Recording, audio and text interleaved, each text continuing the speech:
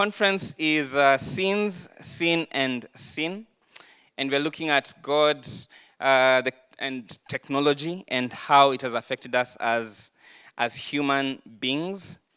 And my task this morning won't be quite long. I'll be playing John the Baptist kind of role to just clear the way and the path for as many as are coming to give forth more clarity on the issue. Having been part of the planning team for this particular conference, thinking through it, praying through it, we felt that this is a necessary topic to think through about. So what will be the best way to make you as interested as possible in seeing the need for this particular topic? We exist in a world that is ruled with time. That time affects how things will develop, that with every passing second turns to every passing minute, every passing hour, a day, a month, a year, a decade, a century, millennia, and into eternity. And so how we utilize that very time will be very crucial. I liked what Reverend Sam began by saying about the Ice Age and ending with the bondage, so I took off that point from my from my notes very quickly. And in fact, that is quite true. We've moved from the era of waiting on a letter by the post mail or by the post office to instant updates, to instant communication. It's no longer news to you. With every second, you call it, maybe you can call it olds. That's a very bad one. It's a very bad one. But there's no new news, really. In fact, you might know more than the media outlets because of how quickly you can get to that area, how quickly you know someone who's in that area, and there is so much exposure. And this is all a factor of time. Time is the constant in our lives that seems to affect how things will continue unfolding. In fact, one of the authors that I like reading, C.S. Lewis, says this about time, that we are so reconciled to time that we are even astonished at it. How he's grown, we exclaim. How time flies. As though the universal form of our experience were again and again a novelty. It is as strange as if a fish were repeatedly surprised at the wetness of water. And that will be strange indeed, unless the fish were one day destined to become a land animal. The reality of time is that with every passing hour, something changes. In fact, it's until the 1900s that technology, in fact, took a huge leap of faith. You'd wait 50 years for something new to develop. Nowadays, it's with every year. For as many as are a bit more older, you'd know that in the past we'd have computer programs named by the year, 97, 99. Nowadays, your iPhone today is already extinct, and you have to wait for a new update the next week. And technology keeps on changing and shifting. We look forward to probably a time where holograms will be the order of the day. One author that I like says this, writes this poem that I've quoted once in an area. And he says that first dentistry was painless, then bicycles were chainless, carriages were horseless, and now many laws are enforceless. So next cookery was fireless, telegraphy was wireless, cigars are nicotineless, our coffee is caffeineless. Soon oranges became seedless, the putting green became weedless, the college boy became heartless, the proper diet is now fatless. The new motor roads are dustless, the latest steel is rustless, our tennis courts are swordless. Probably if he lived in this age, he will say, probably next time our food will be foodless. Our clothes will be fabricless. Can you imagine that day where you just wear a hologram? What do you want to put on today? Then it turns on. And then batteries run out in town. Now what do we do now? Maybe it will be fashion then. Maybe probably next time our houses will become homeless, as probably some houses now are. The married man will become wifeless. And probably we now see that our religion has become godless. And all this is an effect of time. Time keeps on changing and affecting everything in light of technology. And no greater technological advancement than through the media. To the extent that now, not only do we have the visual media, we have the social media at the touch of our devices, the square electronic devices that you walk around with, the metal thing that is now mostly plastic, that you walk around with and affects and influences everything that we do, that we are glued to it. We sit in our houses surrounded next to this screen, as if bowing down and saying, tell us what we need to know. I give you my 1 hour this very evening, and probably another if the thing you show me will be as entertaining. So take me to thee, imprison me, ravish me, give me something new, give me a reality beyond this reality, that for just a moment I could escape what I am feeling. Another author says this about our seasons of wonder, that men go abroad to wonder at the heights of mountains, at the huge waves of the sea, at the long courses of the rivers, at the vast compass of the ocean, and the circular motion of stars, but they pass themselves without wondering. The picture I'm trying to paint here is not a pleasant one, because it has taken us far from each other, and indeed farther from God. Another author says this, that in an attempt to become reasonable, we are now becoming irrational. We've attempted to deify ourselves, now we have defaced ourselves. In an attempt to be free, now we have made ourselves slaves. And like Alexander the Great, we have conquered the world around us, but are yet to conquer ourselves. What will God have to say about this particular topic that we have this morning? For indeed, we do still rely on media, as you're seeing around here, media here. You can see the recording, so that probably we can capture this for a moment.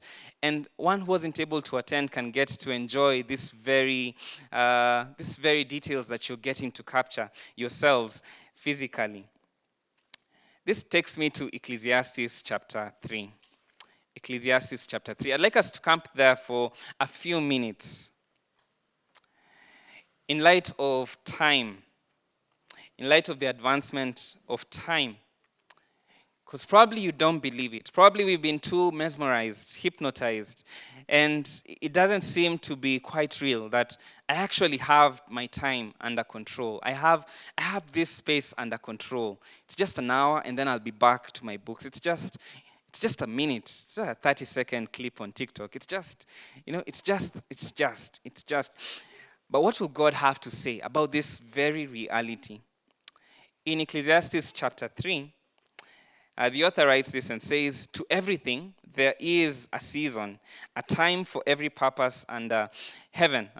Talks about the whole range of life, that to everything there is a season, there is a time, that things are not just going to remain the same now.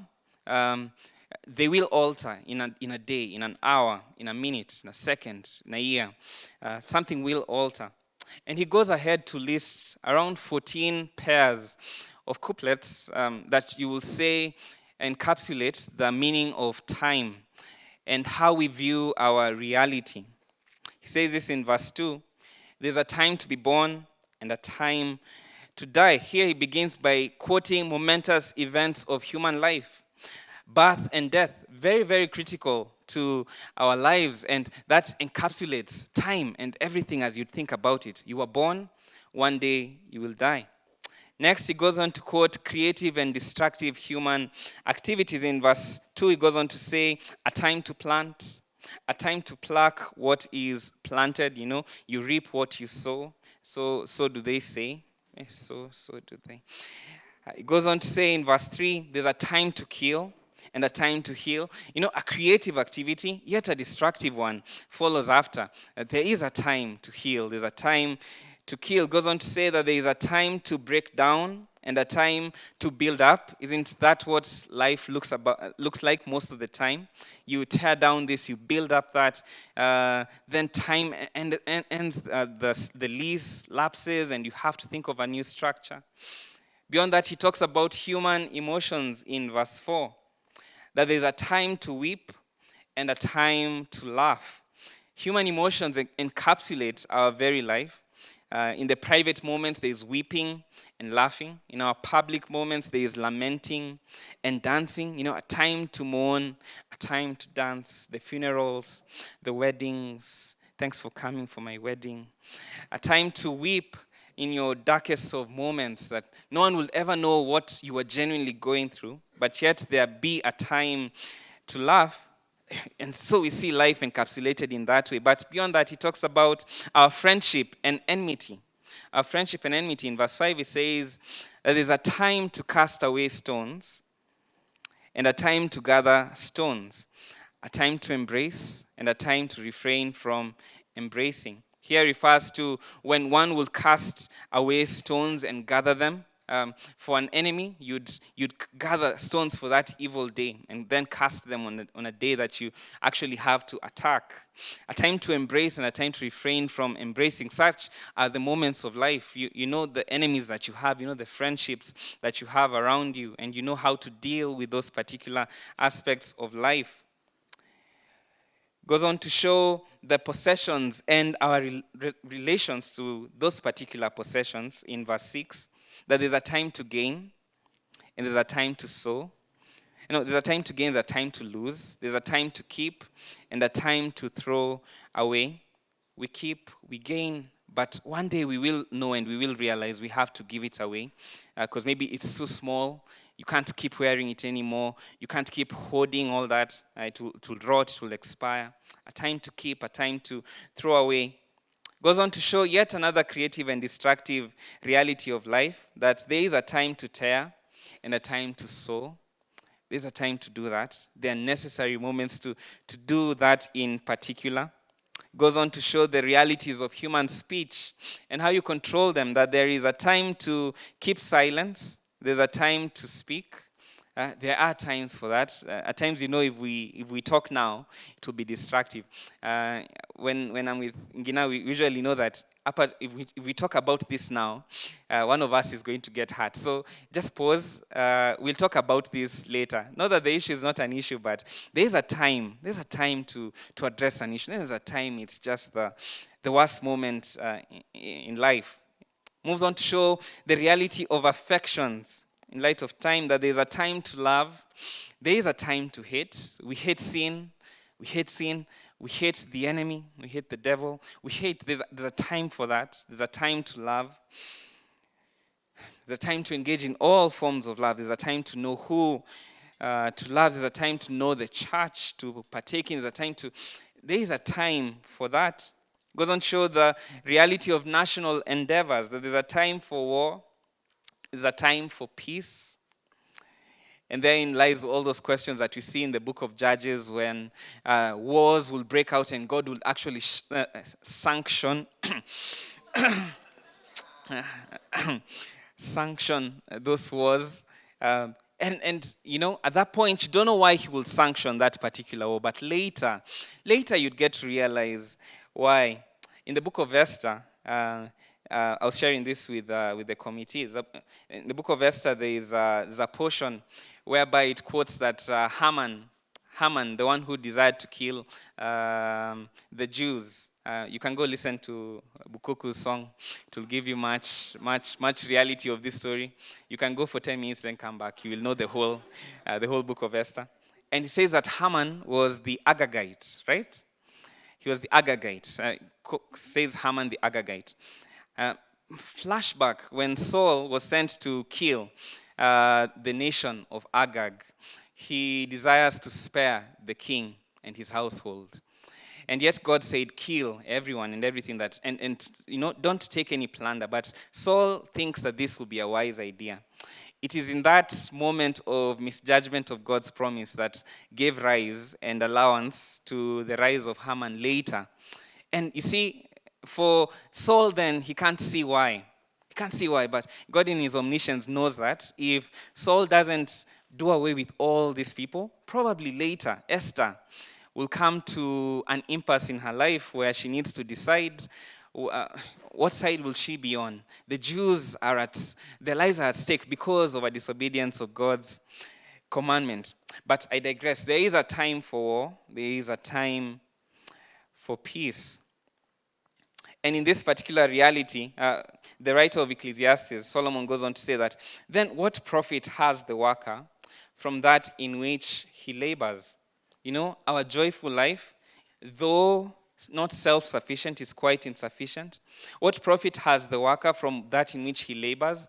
In all these couplets that I've tried to mention from verse 2 to verse 8, in all these moments of distraction and creation and human emotions and speech and national endeavors, what profit has the worker? He says, verse 10, I have seen the God-given task with which the sons of men are to be occupied. He has made everything beautiful in its time. Also, he has put eternity in their hearts, except that no one can find out the work that God does from beginning to end. Where am I going with this? In the reality of our utilization of time, which Ernest will come and do a better job at this, something has gone wrong in the world today. That we have a God who has made everything beautiful in its time. And in fact, technology is a beautiful reality in its time, that God allowed that human beings would think through and imagine. I wish I could meet Charles Babbage. Was it called Charles Babbage, the computer inventor? If I'm not wrong. I wish I could meet him. What was going on through his mind, you know? Who will say that the binary code would give rise to this? How do you type on a keyboard and the letter H appears and the A appears? How does the hologram work? How does the phone call work? If I'm breathing, do I breathe in the 5G airwaves? You know, if I do this, have I disrupted someone's call? How does that even happen? How are they contained in wires? I think we have lost our wonder. We've lost our wonder in the reality of what God has created and has made beautiful in its time, that if your dad needs you now, he knows how to get you. If someone needs you now, they know how to get you. And I'm just baffled by the invention that God has allowed to be beautiful in its time. But then again, the reality of human life, the reality of the human heart that is wicked, has turned this very beautiful creation of God in this time. We have taken that eternity that God has put in our hearts, which he intended that we find out the work of God that he does from beginning to end. And so we have taken his commands, we have judged and ruled them, and we desire to become what I would say, the God of God. And so we take the beautiful thing, just like the Garden of Eden, we look at it and say that it is good for food, it is pleasing to the eye, and desirable for knowledge. And so I will take it and I will use it for my own good, and I will use it to cause some disruption, some distraction in our very lives. An author by the name of James C. Galvin writes a small article in light of technology, and he says, many of the shows promote ethnic and racial stereotyping.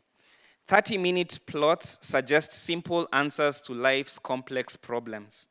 But this assault on our health and our values is not the worst part of television. It prevents active exercise. It prevents us from reading. It inhibits family communication. I saw the effects of TV more clearly when I watched a program every once in a while after I took a video fast. The jokes were no longer that funny, most having sexual implications. My wife and I were watching How I Met Your Mother again. I can't imagine I watched that. The double entendres, the sexual innuendos, they're just there. And I laughed my heart out in the past. I would watch Friends, and I was like, hey, I actually watched that. And anyways, I digress again. The situational comedies were now tragic. The lifestyles portrayed were unrealistic. The commercials insulted my intelligence and my humanity. What I saw most clearly, however, was that the values portrayed on the shows contradict biblical values. Lifestyles portrayed as natural and normal are unrealistic and empty. Most religious people are portrayed as lunatics. Just like not eating for a couple of days will awaken your taste buds to new and subtle flavors, the video first awakened my senses to the subtle messages and non-Christian values inherent in the programming of the shows and the commercials. In short, you will be living life instead of watching other people live it. Isn't that the reality when we interact with media in our very day-to-day? The jokes, I can take a joke about the church. I can take a joke about God. It's just two men. It's just the modern family. It's just the new normal. He's a funny guy. I can excuse that.